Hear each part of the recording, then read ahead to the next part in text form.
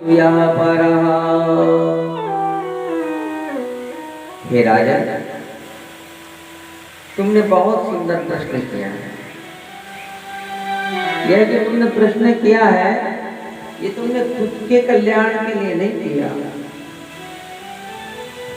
यह जो प्रश्न है, ये संसार के कल्याण के लिए है। आत्मवित्तमतः नृप।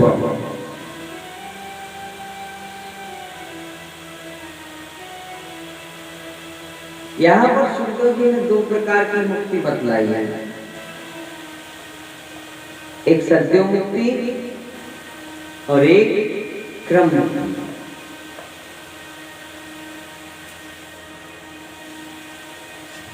सद्यो मुक्ति भक्तों की होती है। हम ईश्वर के और ईश्वर हमारे, ये सत्य मुक्ति है जो भक्ति के अनुसार होती है।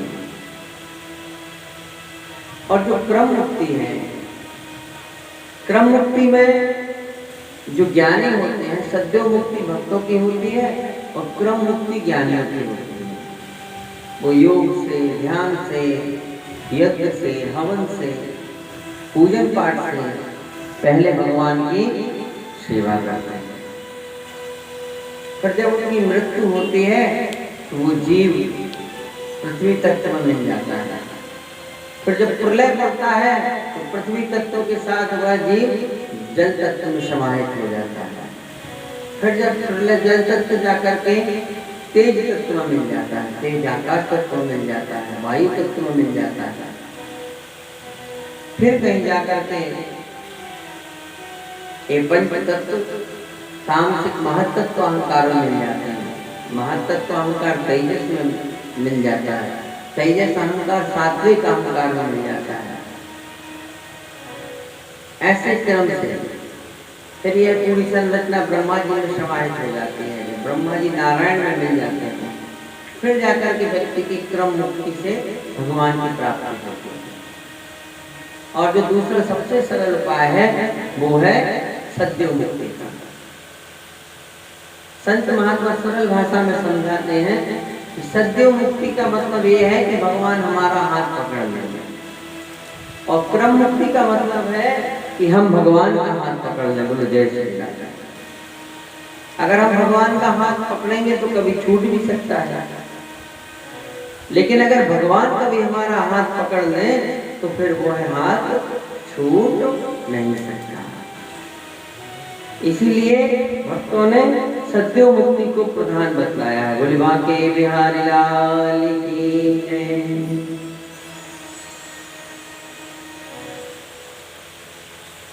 सुखदेव जी कहने लगे, राजन,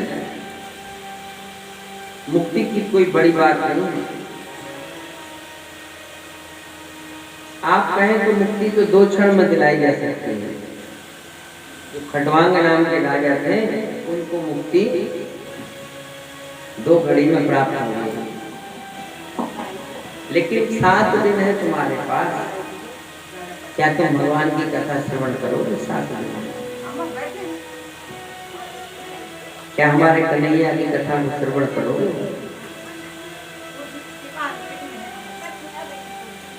सुखदेव जी ने कथा कहना प्रारंभ किया, मंगलाचरण किया कि नमः परस्मै पुरुषाय भूयसे सदुद्भवस्थान निरोध लीलया गृहीत भक्ते तत्यायुदेहिनाम् अंतर्भवाय उपलक्ष्मणे। सुखदेव जी ने तीनों शक्तियों की वंदना की, फिर भगवान की वंदना की। यत् कीर्तनम स्मरणम यदि क्षणम, हम जिनका कीर्तन करते हैं, जिनका हम स्मरण करते हैं। यद वंदनम यद श्रवणम यदर्हणम, जिनका हम वंदन करते हैं, श्रवण करते हैं। लोकस्य सत्यो विदिनोति कल्मषम तस्मै सुभद्र श्रवसे नमो नमः। भगवान का कीर्तन आदि से नमस्कार किया। परमात्मा को कीर्तन बहुत प्रिय है और हम कीर्तन से भगवान को पा सकते हैं।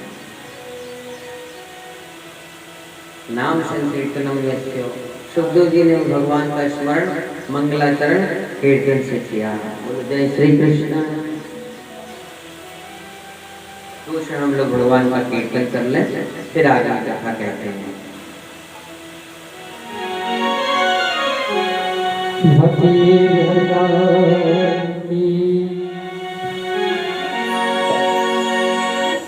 जीवन है तेरे हवाले मुरलिया वाले,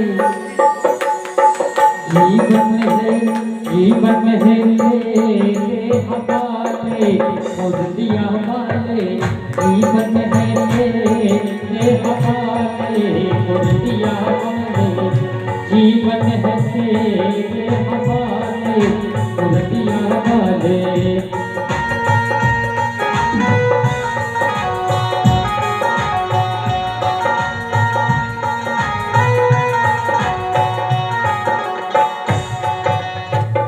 मैं कट तेरे हाथ की, मैं कट तेरी ओ तेरे हाथ की, मैं कट पुतली तेरे हाथ की, मैं कट पुतली तेरे हाथ की, मैं कट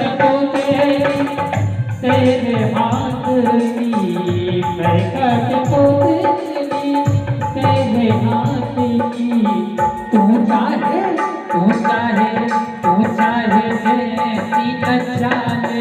मुरलिया वाले, जीवन है तेरे हवाले मुरलिया वाले।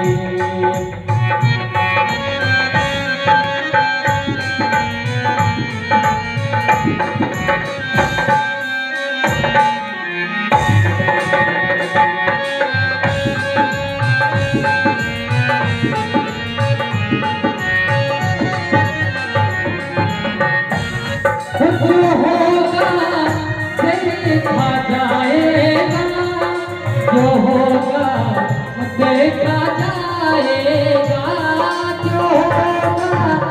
देखा जाएगा, जो होगा देखा जाएगा, जो होगा वो देखा जाएगा। तुम्हें अपना बना बैठे, तुम्हें अपना बना बैठे, तो होगा देखा जाएगा। लगने तुमसे लगा बैठे, जो होगा देखा जाएगा। लगने तुमसे लगा बैठे, जो होगा देखा जाएगा।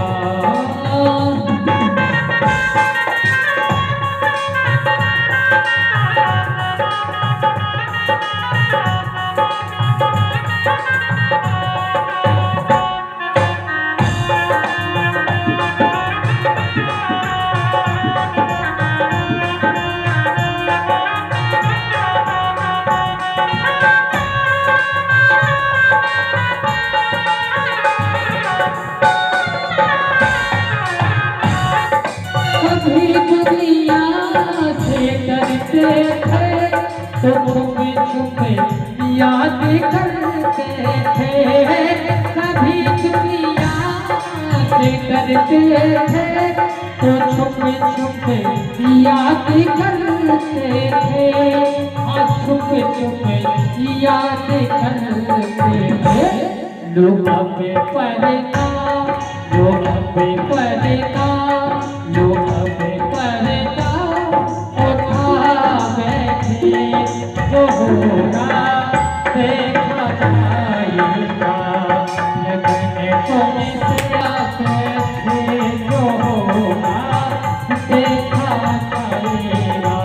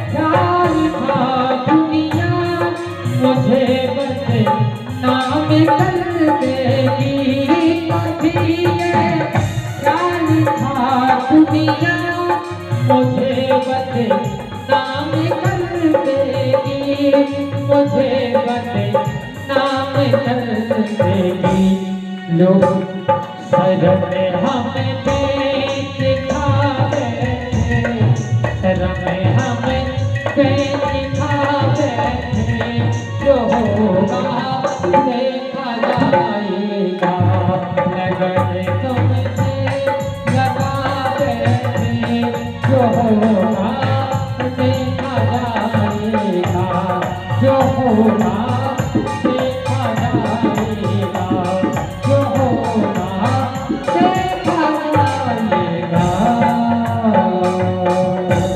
कुलपति रहियाल की जय हो।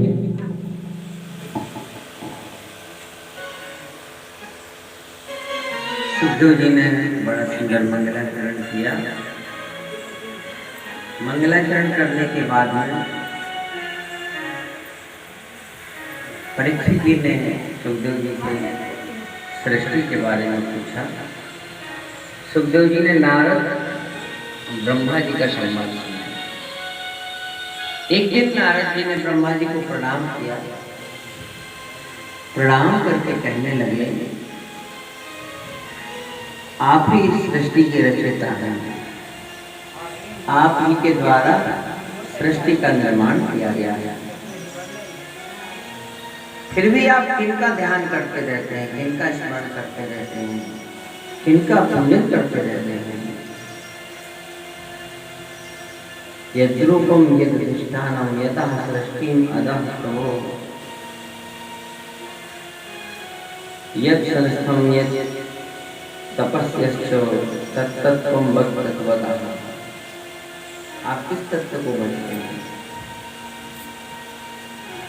नारद जी से ब्रह्मा जी ने कहा कि सृष्टि के रचयिता जो हैं, जिन्होंने सृष्टि की रचना की, वो तो मैं ही हूँ। लेकिन जिन्होंने मेरी रचना की, जो भगवान हैं, जो नारायण है, मैं उनका ध्यान करता रहता हूँ। जब मेरी उत्पत्ति हुई थी तो मैंने 10,000 वर्षों तक उनकी तपस्या की। मुझे उनके दर्शन नहीं हुए। आकाशवाणी हुई ब्रह्मा जी के लिए कि तुम तप करो। मैंने तप किया और तप के प्रभाव से इस सृष्टि की रचना की। सबसे पहले ब्रह्मा जी ने मैं और मेरा उत्पन्न हुआ। ये अहंकार की सृष्टि है, महासत्य की सृष्टि, ये माया है। गोस्वामी जी रामचरितमानस में कहते हैं कि मैं अरुमोर तोर तय माया। जहाँ हमारा तुम्हारा आ जाए, मेरा तेरा आ जाए, समझो माया शुरू हो। मैं और मेरा, तू और तेरा जहाँ शुरू हो जाए। और सारे झगड़ों की जड़ यही है। बोले जय श्री कृष्ण। जीवन इसी में व्यतीत हो जाता है, मेरा मेरा करते करते इसी में जीवन व्यतीत हो जाता है।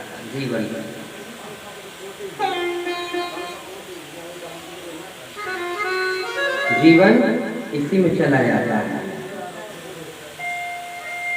महातत्व से अहंकार उत्पन्न हुआ। अहंकार से राजसी तामस उत्पन्न हुआ। उससे तेजस आदि, उससे पंच तत्व, पंच महाभूत उत्पन्न हुए। ब्रह्मा जी ने अपनी सृष्टि के बारे में बताया। महापुरुष के रूप देवताओं की उत्पत्ति हुई। सृष्टि के बारे में बताया। फिर नारद जी ने चतुश्लोकी भागवत सुनाई।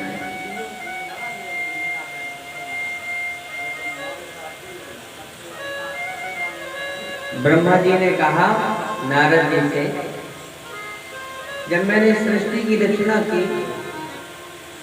तो मैंने भगवान से प्रार्थना की कि प्रभु मुझे ऐसा तत्व ज्ञान दीजिए, ध्यान देना, जिससे मुझे यह अहंकार न हो जाए कि सृष्टि के पूर्ण रूपेण रचयिता मैं हूं। इस सृष्टि के रचयिता मैं हूं, मुझे ऐसा अहंकार ना हो जाए, मुझे ऐसा ज्ञान नहीं। तो महाराज भगवान ने ब्रह्मा जी के हृदय में तत्व ज्ञान की उत्पत्ति की, तत्व ज्ञान प्रकट करते। हम और आप देखते हैं ना, बड़े बड़े मनीषियों को अहंकार नहीं होता, वो भगवत भजन में लगे रहते हैं, जिन पर भगवान की कृपा होती है, जिन पर गुरुजनों की कृपा होती है, जिन पर संतों की कृपा होती है। पुरुषस्य मुखम ब्रह्मो क्षत्रमेतस्य बाहवा पूर्वोर्वैश्वो भगवता पद्भ्याम शूद्रो बजायतो।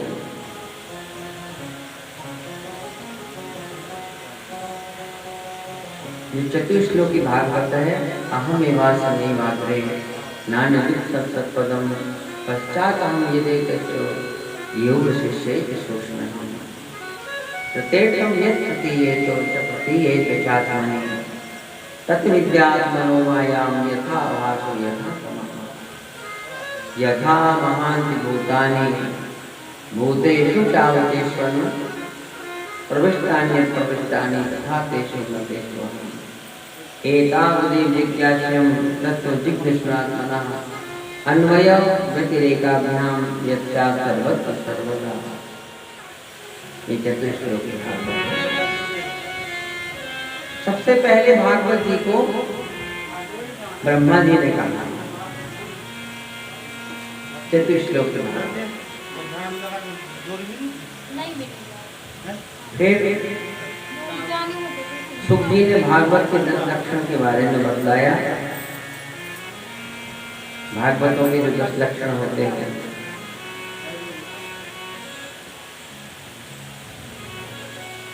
सुखदेव जी आगे की कथा कहते हैं। एवं मेतत् पुरा पृष्टो मैत्रेयो भगवान किलः छत्रावनम प्रविष्टेन त्यक्त्वा स्वगृहम् ब्रह्मन्। परीक्षित जी ने फिर से सृष्टि के बारे में पूछा, तो सुखदेव जी ने कहा कि अब हमें उद्धव और मैत्रेय संवाद के बारे में चलना चाहिए। जो विदुर संवाद है,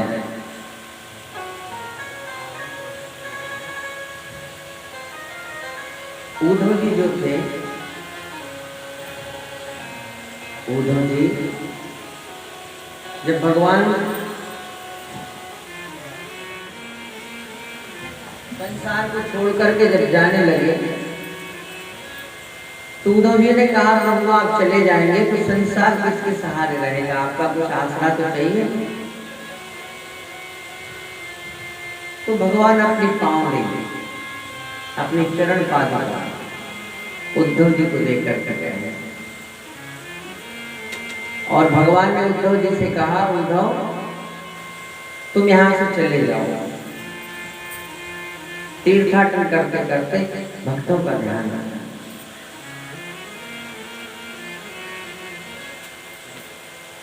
जब विदुर जी भगवान जी हस्तिनापुरी में आए दुर्योधन को समझाने के लिए, जब दुर्योधन को समझाने के लिए परमात्मा हस्तिनापुरी में पधारे, तो महाराज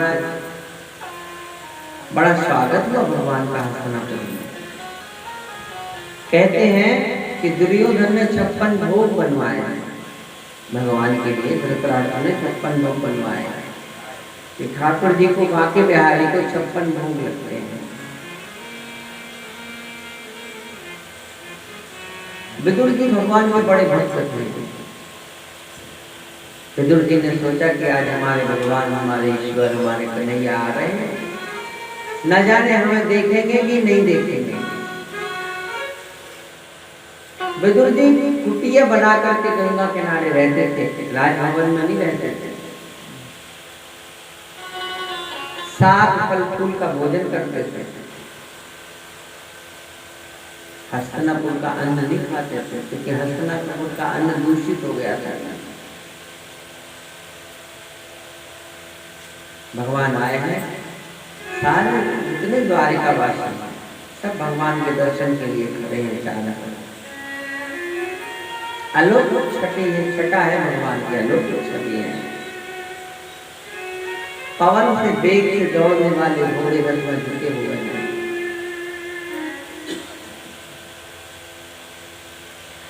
आकर के महाराज हस्तिनापुर की सभा में वार्तालाप हुआ और दुर्योधन की तैयारी नहीं हुआ। भगवान ने कहा चलो तुम 5 गांव ही दे दो पांडवों को, युद्ध ना हो।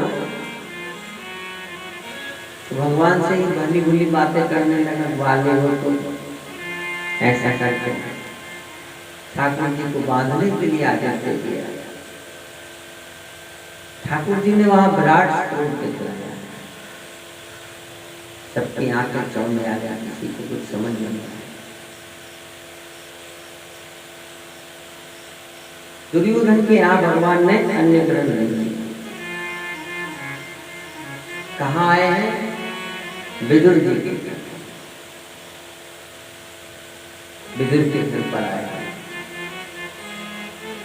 विदुर के घर पर आकर के ठाकुर जी ने जोर जोर से आवाज लगाई घर के बाहर। कहते हैं उस समय विदुरानी जी स्नान कर रही थी।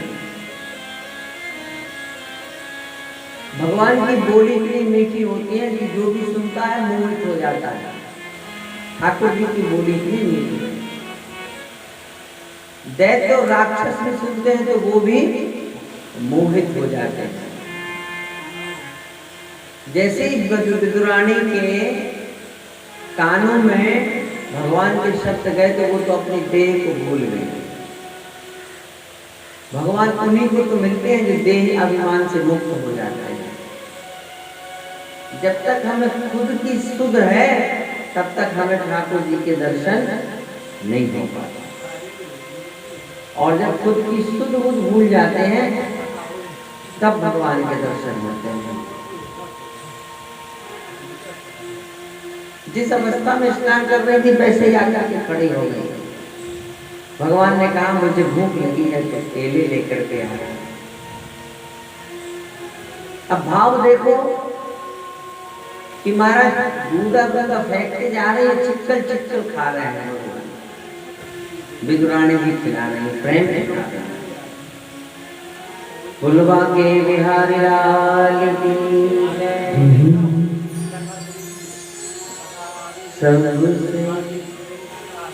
सबसे ऊंची प्रेम सगाई, सबसे ऊंची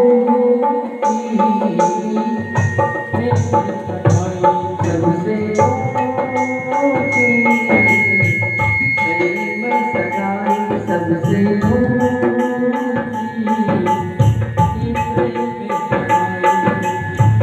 प्रेम